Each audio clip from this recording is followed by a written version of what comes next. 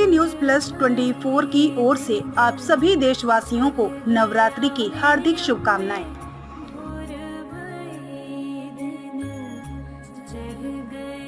नमस्कार, CG news plus 24 में आपका स्वागत है। सबकी बात सच के साथ। तो चलिए रुक करते हैं आज की प्रमुख खबर पर। रायपुर संयुक्त पत्रकार महासभा। छत्तीसगढ़ में प्रेस पत्रकारों पर हो रहे हमले, फंसाने की साजिश, पत्रकारों को मिलने वाली सुविधा जैसे महत्वपूर्ण विषय को लेकर आज राजधानी के ग्रास मेमोरियल में संयुक्त पत्रकार महासभा के आयोजन किया गया, जिसमें प्रदेश भर के पत्रकार संगठनों के सदस्यों की उपस्थिति रही। पत्रकारों के उद्बोधन के बाद प्रतिनिधिमंडल ने राजभवन पहुंचकर राज्यपाल के नाम ज्ञापन सौंपा।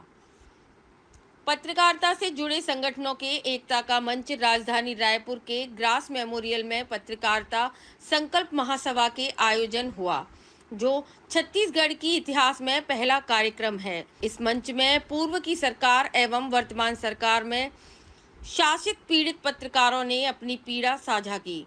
राष्ट्रीय एवं अंतर्राष्ट्रीय समाचार के संयुक्त संगठन दिखाई दिए।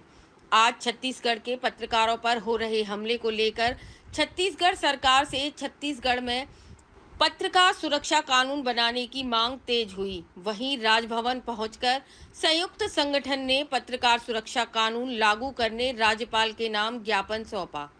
जी, आज सभी पत्रकारों का संगठन एकता के रूप में आई हुई है। क्या कारण है कि इस प्रकार का कार्यक्रम आयोजित करना पड़ा? देखिए, छत्तीसगढ़ में पत्रकार सुरक्षा कानून जब तक लागू नहीं होगा, पत्रकार इसी तरीके से प्रताड़ित होते रहेंगे और अपने हक की लड़ाई के लिए आज जैसे छत्तीसगढ़ के राजधानी रायपुर में एकत्रित हुए हैं, अब तो कहीं भी किसी भी पत्रकार के साथ अगर प्रताड़ना होती है तो पूरे छत्तीसगढ़ के लोग एक होकर इसी तरीके से सुरक्षा कानून की हक की बात को लेकर एकता दिखाएंगे और संघर्ष करते रहेंगे। हाँ, बताइए, आज ये जो आखिर ये सभा करने, महासभा करने की आवश्यकता क्यों है? हमारे यानी पत्रकार हैं जितने भी वो ना पीड़ित हो रहे हैं। हम लोग को कई लोगों ना बहुत परेशानियों का सामना करना पड़ा है।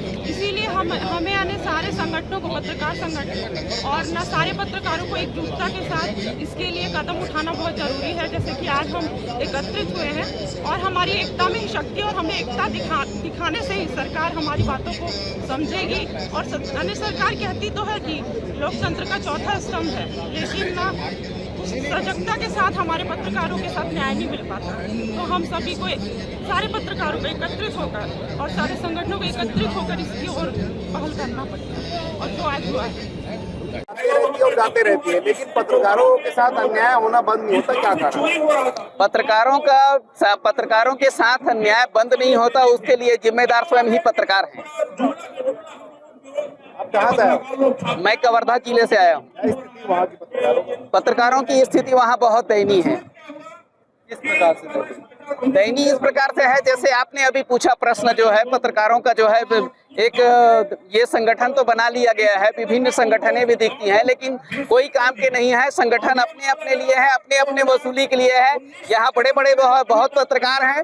पत्रकारों की संख्या आप देखोगे, जैसे बीजीएमसी किए हुए एक भी नहीं है, अधिमान्यता भी नहीं है। यहाँ पर जो है निचले स्तर के जो पत्रकार हैं, जो ग्रामीण स्तर के पत्रकार हैं, जिनको जो उसका लाभ मिलना चाहिए वो मिल नहीं पाता है। तो शहरी क्षेत्र के लोग ही अपने आप को पत्रकार समझते हैं और वही लोग जो है पत्रकारिता का लाभ उठा रहे हैं। आज आखिर ये सम्मेलन और महासभा करने की आवश्यकता क्यों पड़ी?